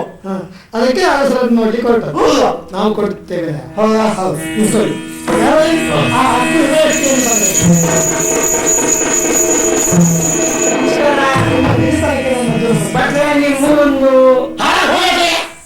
ಅವರ ಪರಿಚಯ ನಿಮಗುಂಟ ತಾನೆ? ನಂಗೆ ಗೊತ್ತಿಲ್ವಾ? ಬಟ್ ದಿವಸ ನಮ್ಮ ಮನೆ ಬಾಗ್ಲಲ್ಲೇ ಹೋಗುದು. ನಮ್ಮಲ್ಲಿ ಅವರು ದೂರು ಕೊಟ್ಟಿದ್ದಾರೆ. ಏನಂತ? ಸ್ವಲ್ಪ ಈಗ ಒತ್ತಡ ಉಂಟು ರಕ್ತದ್ದು. ಏನ್ ಮಾಡೋಣ, ನಿಮ್ಮಂತವರೆಲ್ಲ ಹೀಗೆ ಮಾಡಿದಾಗ ನಿಷ್ಠಾವಂತರಿಗೆ ಸಹಜವಾಗಿ ಒತ್ತಡ ಉಂಟಾಗ್ತದೆ ಸ್ವಾಮಿ. ಅಲ್ಲ, ಎಂತ ಮಾಡುತ್ತೆ ಅಂತ ಅರ್ಥವೇ ಆಗಲಿಲ್ಲ. ನಿಮ್ಮ ಹೊನ್ನಿನ ಗಂಟೊಂದು ಬಿದ್ದೋದ. ಹೌದಾ? ಪ್ರಕರಣ ಇಲ್ಲಿ ಬಂತ. ಬಂತು. ಸತ್ಯ ಹೇಳುದಾ? ನಾನೇ ಬರ್ಬೇಕು ಅಂತ ಮಾಡಿದ್ರೆ ಯಾಕೆ ಬರಲಿಲ್ಲ? ಬರ್ಲಿಲ್ಲ ಅಂದ್ರೆ ಸುಮ್ನೆ ಮತ್ತೆ ಈ ಸಣ್ಣ ಸಣ್ಣ ವಿಷಯ ಎಲ್ಲ ನಿಮ್ಮ ಹತ್ರ ಆಗ್ತಾ ಇರುದು. ಬೇಡ, ಹೋದ್ರು ಹೋಗಿ ನೋಡ್ರೆ. ಆದ್ರೆ ಅವರೇ ಬಂದು ದೂರದ ಮೇಲೆ ನನಗೂ ಒಳ್ಳೇದೇ ಆಯ್ತು. ಯಾಕೆಂದ್ರೆ ಅದು ನ್ಯಾಯ ಅಂದ್ರೆ ಹಾಗೆ ಇರ್ಬೇಕು. ಕನಕಗಿರಿಯಲ್ಲಿ ನಮ್ಮಪ್ಪ ಜಯಸೇನನ ಆಳ್ವಿಕೆಯಲ್ಲಿ ಅನ್ಯಾಯ ಎನ್ನುವ ಸೊಲ್ಲಿಗೂ ಅರ್ಥ ಇಲ್ಲ. ನಮ್ಗಂತೂ ಗೊತ್ತೇ ಇಲ್ಲ. ಅದು ನೋಡ್ಬೇಕು, ತೀರ್ಮಾನಿಸ. ಆದ್ರೆ ಹೀಗಾಯ್ತಲ್ಲ ನೋಡಿ, ಸತ್ಯ ವಿಷಯ. ಹೌದು, ಬರುವಾಗ ಸಂತೆಯಲ್ಲಿ ನಮ್ದೊಂದು ಇದು ಕಾದೋದು. ಹೌದು, ಗಂಟು. ಮತ್ತೆ ಎಂತ ಮಾಡುವುದು ಹೊರಡಿಸಿದೆ ನಾನು. ಭಟ್ರು ಒಳ್ಳೆ ಜನ ತಂದು ಕೊಟ್ರು ಅಂತ ಬಹಳ ಒಂದು ಗೌರವದಲ್ಲಿ ಭಟ್ರೆ ಬಹಳ ಸಂತೋಷ ಆಯ್ತು. ನಿಮ್ಗೆ ಕೊಡ್ಬೇಕಾದ್ ನಾ ಇಟ್ಕೊಳ್ಳುದಿಲ್ಲ, ತಕೊಳ್ಳಿ ಅಂತ ನಾನೇ ಗಂಟೆ ಬಿಡಿಸಿ ಕೊಡುವಂತ ಲೆಕ್ಕ ಮಾಡ್ತೇವೆ. ಭಟ್ರು ಇಂತ ಮೋಸ ಅಂತ ಗೊತ್ತಿರ್ಲಿಲ್ಲ. ಬ್ರಾಹ್ಮಣರ ಮೇಲೆ ಹೇಗೆ ವಿಶ್ವಾಸ ತೀರ್ಮಾನಿಸಿದ್ರೆ ನೀವು ಪ್ರಕರಣ ಹೇಳಿ. ಪ್ರಕರಣ ಅಂದ್ರೆ ಹಾಗೆ ನಮ್ಗೆ ಆಗ ನೋವು ನಿಮ್ಮ ಹತ್ರ ಮತ್ತೆ ನಿಮಗೂ ಬಿಸಿ ಆಗ್ತದೆ. ಅಲ್ಲ, ಅವ್ರಿಗೆ ಮಾತ್ರ ಹೇಳಬೇಡಿ. ಆದ್ರೆ ಎಷ್ಟು ತಿರುವಲ್ಲ, ಸಂದರ್ಭಕ್ಕೆ ಅನುಗುಣವಾಗಿ ನಮ್ಗೆ ಬಿಸಿ. ಅವ್ರಿಗೆ ಅದು ಯಾವತ್ತೂ ಬಿಸಿ ಇಲ್ಲಪ್ಪ. ನೋಡಿ, ಹೋದ್ರೆ ಇವರು ನಾನು ಕೊಡ್ಬೇಕಾದ ಹೊನ್ನಿವ್ರಿ ಕೊಡ್ತಾರೆ 10. ದೇವರಾಣಿ ಮಾಡಿ ಆಕ್ಷೇಪ ಮಾಡಲಿಲ್ಲ ನಾವು. ಸರಿ ಸರಿ. ಸಂತೋಷ ಪಟ್ಟೆ ಬದಿಗೆ ನನ್ನ ಒಳ್ಳೆ ಗುಣ ನೋಡಿ. ಯಾಕೆಂದ್ರೆ ನಾನು ಕುಡ್ರಿ ಕಿತ್ತೀವಿ ತಕೊಂಡ್ರಲ್ಲ ಹಾಗೆ ಸಂತೋಷ ಆಯ್ತು. ಭಟ್ರೆ ಬನ್ನಿ ಅಂದ್ರೆ ಭಟ್ರ ಹಾರುದಂದ್ರೆ ಎಂತದ್ದು ಹುಟ್ಟು ಪಂಚಿ ನೆನಪಿಲ್ಲ ಭಟ್ರಿಗೆ. ಅವರು ನಮ್ಮ ಮನೆ ಭಾಗದಲ್ಲಿ ನಿಂತು ಹಾರು ಬೇಕಿದ್ರೆ ಆದ್ರೂ ನಾ ಗೌರವದಲ್ಲೇ ಕಳಿಸಿದ್ದೆ ನಾನು. ನನಗೆ ಬಹಳ ಬ್ರಾಹ್ಮಣರು ಹೀಗೆ ಮಾಡಬಾರ್ದಿತ್ತು. ಈಗ ಸಂತೆಯಲ್ಲಿ ನ್ಯಾಯ ಬೇಕು ಕೊಡಿಸ್ತೇನೆ, ಇಬ್ಬರಿಗೂ ನ್ಯಾಯ ಕೊಡಿಸ್ತೇನೆ. ಈ ನ್ಯಾಯಾಲಯ ನ್ಯಾಯ ಕೊಡಿಸುವುದಕ್ಕೆ ಇದ್ದ ಸ್ಥಾನ. ಗಂಟು ಗಂಟು ಗಂಟಿನ ಸಮೇತರಲ್ಲಿ ಕೆಳಗೆ ಕಳಿಸಿದ್ದಾರೆ. ಹೌದು ಅಂತ ನಾನು ಈಗ ನೆನಪಿದ್ದು ಹೆಚ್ಚು, ಹಾಗಾಗಿ ಸ್ವಲ್ಪ ಜಾಗ್ರತೆ ತಲೆಯಲ್ಲಿ ಇಲ್ಲೇ ಉಂಟು ನೋಡಿ. ಇದೇ ಗಂಟು ಸಂತೆಯಲ್ಲಿ ಕಳೆದು ಹೋದ ನಿಮ್ಮ ಗಂಟು ಅವ್ರಿಗೆ ಎಲ್ಲಿ ಸಿಕ್ಕಿತ್ತು ನೋಡಿ. ಸರಿ. ಅವ್ರು ಸಿಕ್ಕದಲ್ಲೇ ನಮ್ಗೆ ಕಾಡ್ದದ್ದು. ಸರಿ. ಇದು ನೀವು ಡಂಗುರ ಹೊಡಿಸಿದ್ರಲ್ಲ, ಕಳೆದುಕೊಂಡ ಹೊನ್ನಿನ ಗಂಟನ್ನು ಪಡೆಯುವ ಸಲುವಾಗಿ ನೀವು ಡಂಗುರ ಏನಂತ ಹೊಡಿಸಿದ್ರಿ? ಹೀಗೆ ಸಂತೆಯಲ್ಲಿ ನಾವು ಹೀಗೆ ಗಂಟನ್ನು ಕಳ್ಕೊಂಡಿದ್ದೇವೆ. ಕಳ್ಕೊಂಡಂತ ಹೊನ್ನಿನ ಗಂಟು ತಂದು ಕೊಟ್ಟವರಿಗೆ 10 ಹೊನ್ನು ಕೊಡಲ್ಪಡುವುದು. ಸರಿ ಸ್ವಾಮಿ, ನೀವು ಕಳ್ಕೊಂಡ್ರಲ್ಲ ಹೌದು. ಆ ಗಂಟಿನಲ್ಲಿ ಹೊನ್ನು ಎಷ್ಟಿತ್ತಂದ್ರೆ 110. 110. ಹೌದು. ಸ್ವಾಮಿ, ಈ ಗಂಟು ನಿಮ್ಗೆ ಸಿಕ್ತಲ್ಲ ಸಂತೆಯಲ್ಲಿ, ಆ ಗಂಟನ್ನು ನೀವು ನೋಡ್ಲಿಲ್ಲ, ನೋಡ್ಲಿಲ್ಲ. ಬಿಡಿಸ್ಲೇ ಇಲ್ಲಪ್ಪ. ನೀವು ಇದರಿಂದ ತೆಗೆದು ಏನು ಅವ್ರಿಗೆ ಕೊಡ್ಲಿಲ್ಲ. ಕೊಡ್ಬೇಕಿದ್ರೆ ಮತ್ತೆ ತಕ್ಕೊಂಡು ಕೊಡುದು. ಸರಿ ಸರಿ, ನನಗೆ ಅದು ನೆನಪಿರ್ಲಿಲ್ಲ. ನಮ್ಗೆ ಆಚಾರ ಅದು. ಸರಿ. ಇದು ಈ ಗಂಟನ್ನು ನೀವು ಬಿಡಿಸ್ಲಿಲ್ಲ ಎನ್ನುವುದಕ್ಕೆ ಸಾಕ್ಷಿ ಏನು? ನ್ಯಾಯಾಲಯದಲ್ಲಿ ಸಾಕ್ಷಿ ಆಧಾರಗಳು ಬೇಕು. ಇದಕ್ಕೆಲ್ಲ ಮೂರನೇ ಸಾಕ್ಷಿ ತರಲಿಕ್ಕೆ ಆಗುದಿಲ್ಲ. ಅವ್ಯಕ್ತ ಸಾಕ್ಷಿ ಅಂತ ಉಂಟಲ್ಲ ಪ್ರಪಂಚದಲ್ಲಿ, ಅದಕ್ಕೆ ಕೇಳು. ನಿಷ್ಠಾವಂತರು ನೀವು ನೋಡಿ, ನಿಮ್ಮ ಭವಿಷ್ಯವನ್ನು ನೆನಪಿಸಿಕೊಳ್ಳಿ, ಸತ್ಯ ಹೇಳಿ. ಸಾಕ್ಷಿಯ ನನ್ನ ಮಾತೆ ಸಾಕ್ಷಿ. ಮಾತು ಸಾಕ್ಷಿ ಆಗ ನಾನು ಬ್ರಾಹ್ಮಣ. ಬ್ರಾಹ್ಮಣ, ನಿಮ್ಮ ಮಾತದ ಮೇಲೆ ವಿಶ್ವಾಸ ಉಂಟಲ್ಲ? ಹೌದು. ಹೇಳಿ ಏನೋ ಬ್ರಾಹ್ಮಣ ಬ್ರಾಹ್ಮಣ ಹೇಳ್ಕೊಡುದು. ಬ್ರಾಹ್ಮಣ ಎನ್ನುವುದೇ ಸಾಕ್ಷಿ ಆಗುದಿಲ್ಲ. ಹೌದಿಲ್ವಾ? ಹೌದು, ಸಾಕ್ಷಿ ಕೊಡ್ತೇನೆ. ಆ ಪರಮೇಶ್ವರ ಪಾದದಾಣಿಯಾಗಿಯೂ ನಾನು ಬಿಡಿಸಲಿಲ್ಲ. ಯಾರನ್ನು ಬೇಕಾದ್ರೂ ವಂಚನೆ ಮಾಡಬಹುದು, ದೇವರನ್ನು ವಂಚನೆ ಮಾಡಲಿಕ್ಕೆ. ಅವ್ನು ನೋಡ್ಕೊಳ್ತಾ. ಸರಿ, ನಿಮ್ಮ ಮಾತಿನ ಮೇಲೆ ಭರವಸೆ ಬಂತು. ಈಗ ಪರಮೇಶ್ವರನ ಪಾದದಾಣಿ ಗಂಟು ಬಿಡಿಸಲಿಲ್ಲ ಕೇಳಿ ಅವ್ರಿಗೆ. ಅದೇ ಬಿಡಿಸಲಿಲ್ಲ ಅಂದ್ರೆ ಇವ್ರು ಯಾರು ಇದರಿಂದ ಹಣ ತೆಗಿಲಿಲ್ಲ. ಅದು ಸರಿ, ಅದು ಸರಿ. ಸರಿ. ಇದು ನಿಮ್ಮದೇ ಗಂಟು ಎನ್ನುವುದಕ್ಕೆ ಸಾಕ್ಷಿ ಅಲ್ಲ. ನೀವು ಗಂಟು ನೀವು ಕಳ್ಕೊಂಡ್ರಲ್ಲ, 110 ಹೊನ್ನಿನ ಗಂಟು. ಹೌದು. ಅದು ನಿಮ್ಮ ಗಂಟಿನಲ್ಲಿದ್ದದ್ದು 110 ಹೊನ್ನು ಅಂತ ನೀವೇನು ಸಾಕ್ಷಿ ಕೊಡ್ತೀರಿ? ಅಲ್ಲಿ ನಾ ಡುಂಗುರ ಹೊಡೆಸುವ ಹೋಗೋದು ಹೇಳಿಲ್ಲ ನಾನು. ಯಾಕೆ? ಯಾಕೆಂದ್ರೆ ತಂದು ಕೊಟ್ಟು ಇಷ್ಟೇ ಪ್ರಾಮಾಣಿಕರು ನೋಡುವ, ನಮ್ಮ ಕರ್ತನಲ್ಲಿ ಅದೊಂದು ಪರೀಕ್ಷೆ ಆಗ್ಲಿ. ನಮಗೆ ವಿಶ್ವಾಸ ಉಂಟು ಸ್ವಾಮಿ, ನೀವು ಪ್ರಾಮಾಣಿಕರು, ನಿಷ್ಠಾವಂತರು. ನಮ್ಗೆ ನೋಡುವ, ತಂದು ಕೊಡುವವನು ಎಂತವ ನೋಡುವ ಅಂತಲೇ ಇತ್ತು ನನಗೆ. ಈಗ ಸಾಕ್ಷಿ ನನ್ನ ಪ್ರಾಮಾಣಿಕತೆಗೆ ಒಂದು ಸಿಗ್ತದೆ ವಿಶ್ವಾಸವೂ ಇತ್ತು. ಅದಿತ್ತು ನನಗೆ. ಹಾಗಾಗಿ ಡುಂಗುರ ಮತ್ತೆ ನಾಲ್ಕೊಂಡು ಕೊಟ್ಟಿದ್ದಾರೆ. ಮತ್ತೆ ಗಂಟಿನ ಅಂತ ಬಟ್ಟೆ ನೋಡುವಂತ ಪ್ರಶ್ನೆ ಅಂತ ಹೇಳಿಕ್ಕೆ ಆಗುದಿಲ್ಲ. ಸಾಕ್ಷಿ ಬೇಕು. ಈಗ ಅವರು ಸಾಕ್ಷಿ ಕೊಟ್ಟಿಲ್ವಾ? ನಾವು ತೆಗೆದಿಲ್ಲ ಎನ್ನುವುದಕ್ಕೆ ಸಾಕ್ಷಿ ಕೊಟ್ಟಿಲ್ಲ. ಬ್ಯಾಟ್ರಿ ಕೊಟ್ಟ ಹಣೆ ನಂದೇ ಬಂತು. ಇಲ್ಲ, ಆಗುದಿಲ್ಲ. ನಿಮ್ಮದು ಬೇರೆ ಹಣೆ ಆಗ್ಬೇಕು. ನಮ್ದ? ಹೌದು. ನಮ್ದು ಕುಲದೇವರು ಯಾವ್ದಾಯ್ತು? ಕನ್ನಿಕಾ ಪರಮೇಶ್ವರಿಯ ಆಣೆಯಾಗಿ ಹೇಳ್ತೇನೆ, ಗಂಟಿನಲ್ಲಿ ಇದ್ದು ಎಷ್ಟು? 110. ಈಗ ಇವರ ಕೊಟ್ಟಾಣ ಕೇಳಿದ್ರ ನೀವು? ಏನು What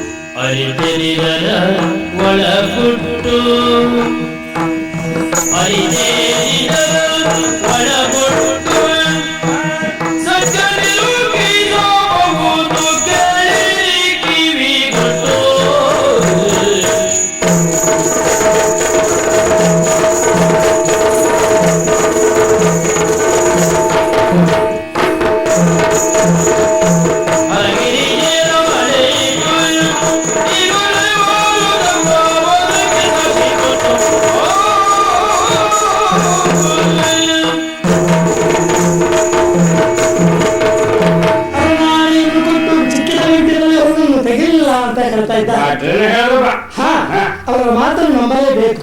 ಯಾಕಂದ್ರೆ ನಿಷ್ಠಾವಂತ ಬ್ರಾಹ್ಮಣರು. ನಾವು ಆಗ ವ್ಯಾಪಾರದಲ್ಲಿ ಬಹಳ ನಿಷ್ಠೆ ಇದ್ದಾವ. ಒಳ್ಳೆಯದು, ಎಲ್ಲಾ ವ್ಯವಹಾರದಲ್ಲಿ ಹಾಗೆ ಅಂತ ನಾವು ತಿಳ್ಕೊಳ್ತೇವೆ. ಕನ್ಯಾಕುಮಾರೇಶ್ವರೇ ಕೊಟ್ಟಿದೆ. ಇನ್ನೊಮ್ಮೆ ನೆನ್ಪು ಮಾಡ್ಕೊಂಡ್ರೆ, ಯಾಕಂದ್ರೆ ನ್ಯಾಯ ಕೊಟ್ಟ ಮೇಲೆ ಕಡೆಗೆ ಹೀಗಾಯ್ತು ತಗೊಳ್ಳಿ ಅಲ್ವಾ? ನಮ್ಮ ಕ್ಷೇತ್ರಕ್ಕೆ ಹೇಳ್ಕೊಡ್ಬೇಕಾ? ಚೆನ್ನಾಗಿ ನೆನ್ಪು ಮಾಡ್ಕೊಂಡು ಹೇಳಿ. ನೀವು ಸಂತೆಯಲ್ಲಿ ಕಳೆದುಕೊಂಡ ಗಂಟಿನಲ್ಲಿ ಇದ್ದ ಹುಣ್ಣೆಷ್ಟು? 110 ಬಾರಿ 3 ಬಾರಿ ಹೇಳ್ತೇನೆ ಬೇಕಿಲ್ಲ. ಹೌದಲ್ಲ? ನನಗೆ ಸತ್ಯಕ್ಕೆ ಮತ್ತೆ ನ್ಯಾಯಕ್ಕೆ ಯಾವತ್ತೂ ಇದಕ್ಕಿಲ್ಲ. ಸರಿ, ಹಾಗಿದ್ರೆ ಈಗ ನಾವು ನ್ಯಾಯ ಕೊಡಬೇಕಾದ್ರೆ ನೋಡ್ಬೇಕಲ್ಲ. ಈ ಗಂಡ ಅಂತ ತೀರ್ಮಾನ ಬೇಕು. ನ್ಯಾಯ ಕೊಡುವಷ್ಟು ವಿಚಾರ ಮಾಡಿದ್ರೆ ಎಷ್ಟೆಲ್ಲ ಲೆಕ್ಕ ಮಾಡುವ ಅಷ್ಟೇ. 100 ಉಂಟು. ನಮ್ಮ ಲೆಕ್ಕ ಅದು ತಪ್ಪಲಿಕ್ಕೆ ಇಲ್ಲ. 100 ಉಂಟು. ಹೇಳುದೇ ಬೇಡ. ಈ ಇದಕ್ಕೂ ಕ್ಷಣ ಹೇಳ್ತೇವೆ ನಾವು. ಗಂಟಲು ಸಿಕ್ಕಿದ್ದು ಸಂತೆಯಲ್ಲಿ, ಆದ್ದರಿಂದ ನಿಮ್ಮದಲ್ಲ. ನೀವು ಕಳೆದುಕೊಂಡ ಗಂಟು 110 ಇದ್ದದ್ದು, ಆದ್ರಿಂದ ನಿಮ್ಮದು ಅಲ್ಲ. ನಿಮ್ಮ ಕಳೆದುಕೊಂಡ ಗಂಟಿನಲ್ಲಿ ಇದ್ದದ್ದು 110 ಹೊನ್ನಲ್ಲ. ಇದರಲ್ಲಿರುವುದು 100 ಹೊನ್ನು. ಅವರು ತೆಗಿಲಿಲ್ಲ, ಇದರಲ್ಲಿ 110 ಇಲ್ಲ, ಆದ್ರಿಂದ ಗಂಟು ನಿಮ್ಮದಲ್ಲ. ಎಂತ ತೀರ್ಮಾನ ಇದು? ಹಾಗೆ ವಿಚಾರ ಮಾಡಿ. ನೀವು ಕಳ್ಕೊಂಡ ಗಂಟಿನಲ್ಲಿ ಇದ್ದದ್ದು 110 ನಿಮ್ಮದೇ ಮಾತು. 100 ಇದರಲ್ಲಿರುವುದು 100. ಅವ್ರು ತೆಗಿಲಿಲ್ಲ, ಇದರಲ್ಲಿ 110 ಇಲ್ಲ, ಗಂಟು ನಿಮ್ಮದಾಗಬೇಕು. ಖಂಡಿತ ಅಲ್ಲ. ಒಂದು ಕೆಲಸ ಮಾಡುವ, ಬೇಡ 10 ಕಡಿಮೆ ದುಡ್ಡಿಲ್ಲ ಕೊಡಿತಿ. ಹಾಗೆ ಸುಧಾರಿಸಿಕೊಳ್ಳುವ ಗುಣ ಉಂಟು ಅಂತಾಗಿದೆ. ಅವ್ರಿಗೊಂದು ಕೇಳಿದಾಗ 10 ಕೊಟ್ಟು ಕಳಿಸ್ಬೇಕು, ಅದು ಸುಧಾರಿಕೆ. ಬಟ್ಟಲು ಹೆಚ್ಚು ಹೋಗ್ತದೆ, 10 ಮಾಡಿದೆ ಹೆಚ್ಚೋದ್ರಿಂದ ದೂರ ಹೋಗಿ ಅಂತ ನೋಡಿ ನಿಮ್ಗೆ ಅನ್ಯಾಯ ಆಗುದಿಲ್ಲ. ಈಗ ನ್ಯಾಯ ಕೊಡ್ಲಿಕ್ಕೆ ಇದ್ದವನಲ್ವೇ ನಾನು ಸ್ವಾಮಿ ಇಟ್ಕೊಳ್ಳಿ. ನಿಮ್ಮ ಮೇಲೆ ವಿಶ್ವಾಸ ನಮಗಿದೆ. ನೋಡಿ, ಸಿಕ್ಕಿದ ಗಂಟನ್ನು ಬೆಂಗಳೂರಿನ ವಾರ್ತೆ ಕೇಳಿ ತಂದುಕೊಟ್ಟವರು ನೀವು. ಹೌದು, ಇದು ಅವರದ್ದಲ್ಲ ಅಂತ ಗಟ್ಟಿ ಆಯ್ತಲ್ಲ, ಹಾಗಾಗಿ ಅವರಿಗೆ ಕೊಡಬೇಕಾದ ಅಗತ್ಯ ಇಲ್ಲ. ನಿಮ್ಮಲ್ಲಿದ್ರೆ ಕಳ್ಕೊಂಡವರಿಗೆ ಸಿಗ್ತದೆ ಎನ್ನುವ ವಿಶ್ವಾಸದಿಂದ ಅದು ನಿಮಗೆ ಕೊಡ್ತಾ ಇದ್ದೇನೆ. ಬೇಡ, ನನಗೆ ಇದರ ಆಸೆ ಇಲ್ಲ. ನನಗೆ ನ್ಯಾಯ ಬೇಕಿತ್ತು, ನ್ಯಾಯ ಸಿಗ್ತಾ ಇಲ್ವಾ? ಇದ್ರಲ್ಲಿ ಅಗತ್ಯವೇ ಇಲ್ಲ. ಆಯ್ತು, ಬಾಟ್ರಿ ಬಾಳ ಅಂತ ಕೊಡಿ. ಕೊಡಬೇಕಾದವ ನಾನು, ಮತ್ತೊಬ್ಬ ಕೊಡಿ ಅಂತ ಹೇಳಿಕೊಡುವುದಲ್ಲ. ಆಸ್ಥಾನದಲ್ಲಿ ಸಿಕ್ಕಿದ ನ್ಯಾಯ ರಾಜರೇ, ನಾವು ಈಗ ಸಂತ್ರಸ್ತ ಅಲ್ವಾ? ಖಂಡಿತ ಕಳ್ಕೊಂಡವನಾರಲ್ವಾ? ಅನಿವಾರ್ಯವೇ. ಈಗ ಅದು ನಂದಲ್ಲ ಅಂದ್ರೆ ನಂಗೂ ನ್ಯಾಯ ಸಿಗ್ಬೇಡ್ವಾ? ನೀವು ಡಂಬರ ಏನಂತ ಹೊಡ್ತೀರಿ? 10 ಒಂದು ಕಳ್ಕೊಂಡ ಗಂಟೆ ಅಂತ ಕೊಟ್ಟವರಿಗೆ 10 ಹಣ್ಣನ್ನು ಕೂಡ ಕೊಡುವುದು ನಿರೀಕ್ಷಿಸಿ. ನಿಮ್ಮ ಶೈಲಿಯಲ್ಲಿ ನಾನು ಉತ್ತರ ಕೊಡಿ. ನಂಗೆ ಅದೇ ಬೇಕು. ನಿಮ್ಮ 110 ಗಂಟು ಸಂತೆಯಲ್ಲಿ ಬಿದ್ದು ಹೋದಾದ್ರೆ ಯಾರಿಗಾದ್ರೂ ಸಿಕ್ಕಿದ್ರೆ ಅದನ್ನು ಇಲ್ಲಿಗೆ ತಂದು ಕೊಟ್ರೆ ಅದನ್ನು ನಿಮಗೆ ಕೊಡಲ್ಪಡುವುದು ನಿರೀಕ್ಷಿಸಿ. ಒಮ್ಮೆ ಇಲ್ಲ ಅಂತ ಆದ್ರೆ ಕರ್ಕೊಂಡೇ ಸುಳ್ಳು ಅಂತ ಅರ್ಥ. ನ್ಯಾಯ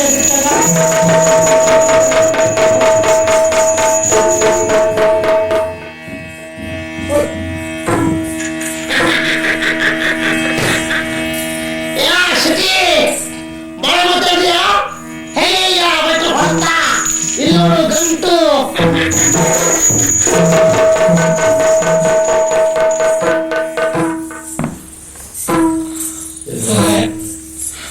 ಎಂತ ಕಥೆ ಆಗೋದು ಸ್ವಾಮಿ. ಈ ರೀತಿ ಪ್ರಕರಣ ತಿಳಿಸ್ತಾನೆ ಎಂದು ಕಳಿಸ್ನೇ ನನ್ನ ಮಾತಿನ ಲೆಕ್ಕ ಹೇಗೂ ಸಿಕ್ಬಿದ್ದು ಸತ್ರು ಅಂತ ಲೆಕ್ಕ ಹಾಕಿತ್ತು. ನಾವು ಕಲಿಸೇ ಬಿಟ್ರಲ್ಲ, ಕೈ ಕಡಿಮೆ ಆಯ್ತು. ಅಲ್ಲ ಸ್ವಾಮಿ, ನೋಡಿ ನಮ್ಮ ಗ್ರಾಚಾರಿ ಮೊದ್ಲೇ ಒಂದು 10 ಕೊಟ್ಟಿದ್ರು. ನೀವು ಆಗ ಹೇಳಿದ್ರ, ಆಗ ನೀವು ಇದೊಂದು ಸೂತ್ರ ಕೊಟ್ಟಿದ್ರೆ ನಾನು ಮಾಡ್ತಾ ಇರ್ಲಿಲ್ಲ ಪ್ರಕರಣ ಈಗ ಅಂತ ಗೊತ್ತಿದ್ರೆ. ನೋಡುವ, ಹೋದ್ರೆ ಅಂತ ಪಡ್ಕೊಳ್ಳಿಕ್ ನಂಗೆ ದಾರಿ ಉಂಟು, ಬಿಡ್ಲಿಕ್ಕಿಲ್ಲ ನಾನು ನೋಡಿ.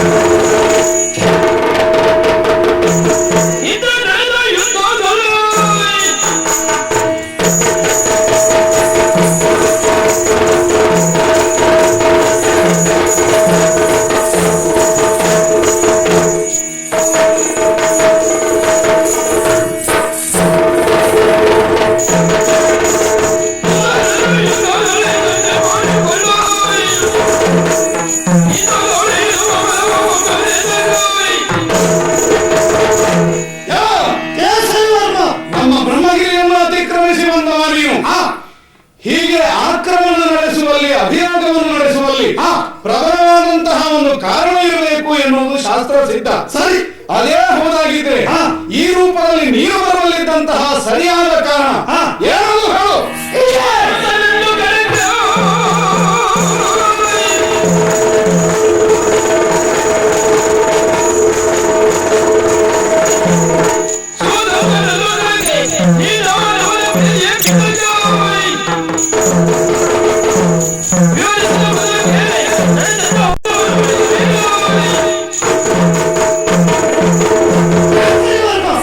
ನೇರವಾಗಿ ನಮಗೂ ನಿಮಗೂ ದ್ವೇಷ ಏನೂ ಇಲ್ಲ. ಆದರೂ ನಾನು ಅಭಿಯೋಗವನ್ನು ನಡೆಸಿದ್ದೇನೆ.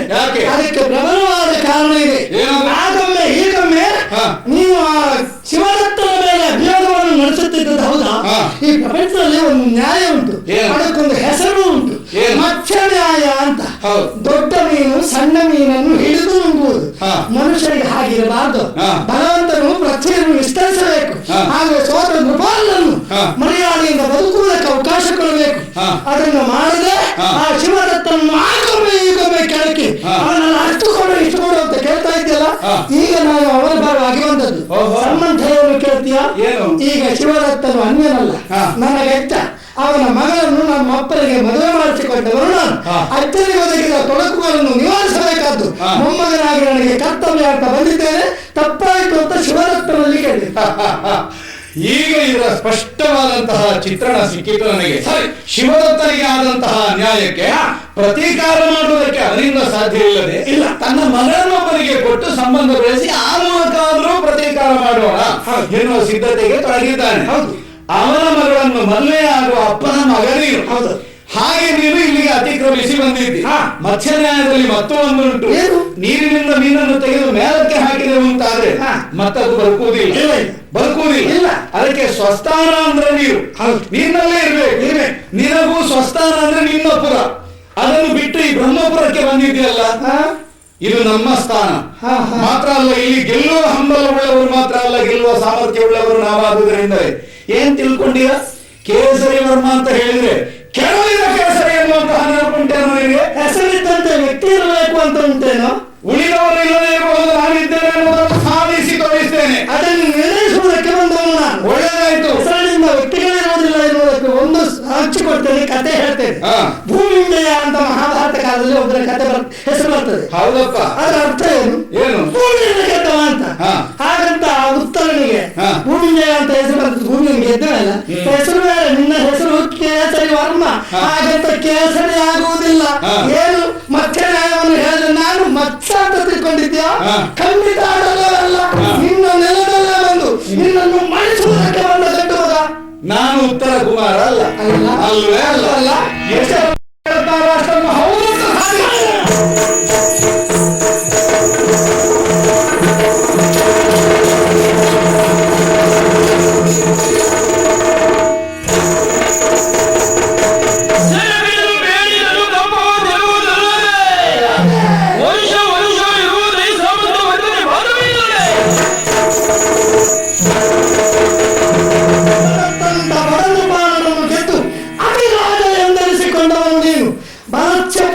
ನ್ಯಾಯೇನ ಈಗ ನಿನ್ನಿಂದ ಬರುವಂತ ನಾನು.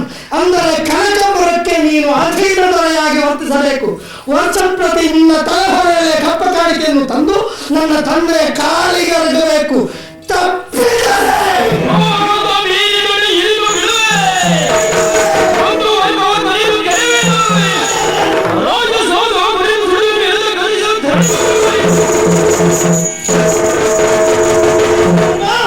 ನಾನು ಬೆನ್ನು ಹಾಕಿ ಹೋದ ಮೇಲೆ ನಾನು ಕೇಸರಿ ವರ್ಮ ಎಂಬ ಹಕ್ಕಿನಿಂದ ನನ್ನ ಮಾತಿನಲ್ಲಿ ಉದಾಸೀನವನ್ನು ತಳೆದು ನಮ್ಮ ಕುರಿತಾಗೇನಾದರೂ ತಿರಸ್ಕಾರ ಮನೋಭಾವವನ್ನು ತಾಳದೆ ಅಂತಾದ್ರೆ ಮೊದಲು ಬಂದು ನಿನ್ನನ್ನು ತಿಳಿದುಕೊಳ್ಳುತ್ತೇನೆ.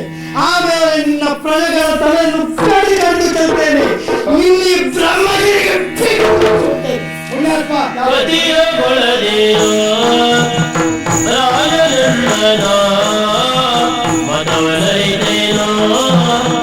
ಸಖ್ಯ ಬಂಧನ ಸತತ ಕಪ್ಪ ತಿರುಳಿ ತಪ್ಪೇನೋ ಇದರ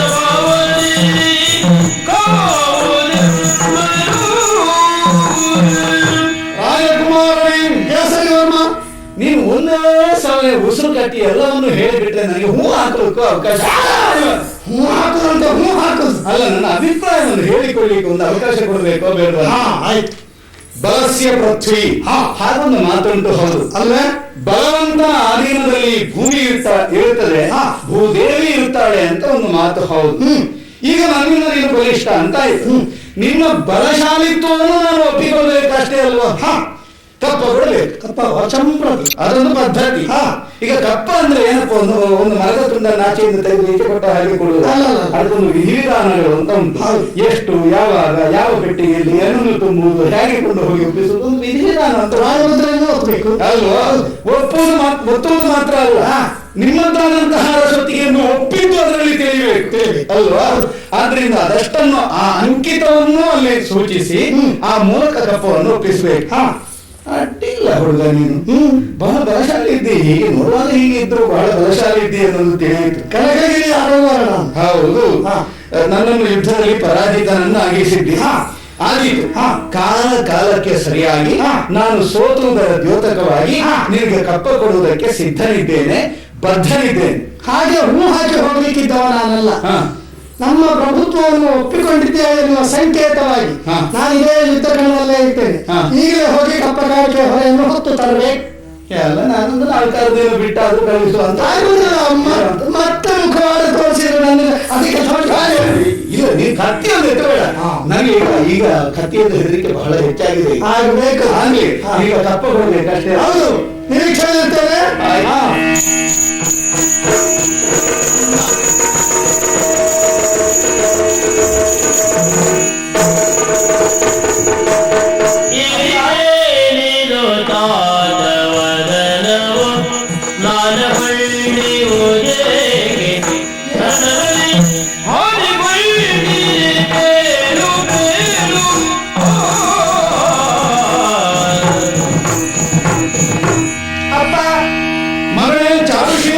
ವಂದಿಸಿಕೊಳ್ತಾ ಇದ್ದೀನಪ್ಪ.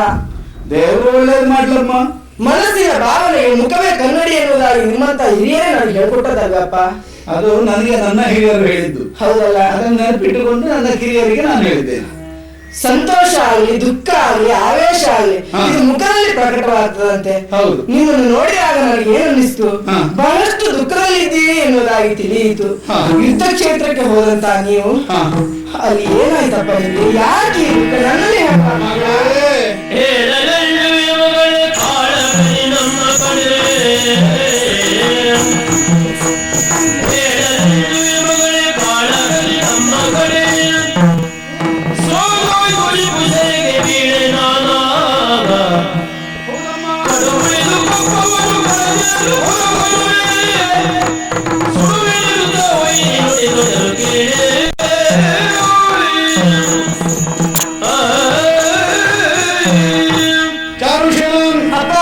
ಕನಕಗಿರಿಯ ಅರಗುವರನಲ್ಲಿ ಹೋರಾಟಕ್ಕೆ ಬಂದಿದ್ದಾನೆ ಎನ್ನುವ ವಿಷಯವನ್ನು ತಿಳಿಸಿಯೇ ಅಲ್ಲದೆ ನಾನು ಯುದ್ಧ ಭೂಮಿಗೆ ಹೋದದ್ದು. ಹೌದಪ್ಪ. ಯುದ್ಧದಲ್ಲಿ ಅವನೊಂದಿಗೆ ಹೋರಾಟ ಮಾಡುತ್ತಾ ಮಾಡುತ್ತಾ ನಾನು ಸೋತು ಹೋದೆನಮ್ಮ. ಮಾತ್ರವಲ್ಲ, ಸೋತ ನೃಪಾಲನಾದಂತಹ ನೀನು ನಮಗೆ ಕಪ್ಪ ಒಪ್ಪಿಸತಕ್ಕದ್ದು ಅಂತ ಕಟ್ಟುನಿಟ್ಟಿನ ಆಜ್ಞೆಯನ್ನು ಮಾಡಿದ. ಅವೇನೋ ಹಾಗೆ ಹೇಳಿದ, ಅದಕ್ಕೆ ನೀವೇನು ಉತ್ತರ ಕೊಟ್ರಿಯಪ್ಪ? ಒಂದು 16 ದಿನದ ಮೇಲೆ ಕೊಡೋಣ ಅಂತ ಹೇಳಿದ್ರೆ, ಇಲ್ಲ, ನಾನು ಹೋಗ್ಬೇಕಿದ್ರೆ ಹೋಗೋ ಮೊದಲು ಕೊಟ್ಟಾಗಬೇಕು, ಇಲ್ಲಾಂದ್ರೆ ಬಿಡುವುದಿಲ್ಲ. ಅದನ್ನು ಸುಟ್ಟೇನು, ನಿನ್ನ ಅರಮನೆಯನ್ನು ಸುಟ್ಟೇನು, ಒಟ್ಟು ಅನಾಹುತ ಮಾಡಿ ಹೋಗ್ತೇನೆ ಅಂತ ಹೇಳ್ತಿದ್ದಾನಮ್ಮ. ಏನ್ ಮಾಡ್ಲು ನನಗೆ ಗೊತ್ತಿಲ್ಲ. ನನಗೆ ಹೀಗೆ ತಲೆ ಬಗ್ಗಿಸಿ ಅಭ್ಯಾಸ ಇಲ್ಲ. ಆದ್ರಿಂದ ಪರಾಜಿತನಾದಂತಹ ಈ ಸ್ಥಿತಿಯಲ್ಲಿ ನೆಲನೋಟಕನಾಗಿದ್ದೇನೆ.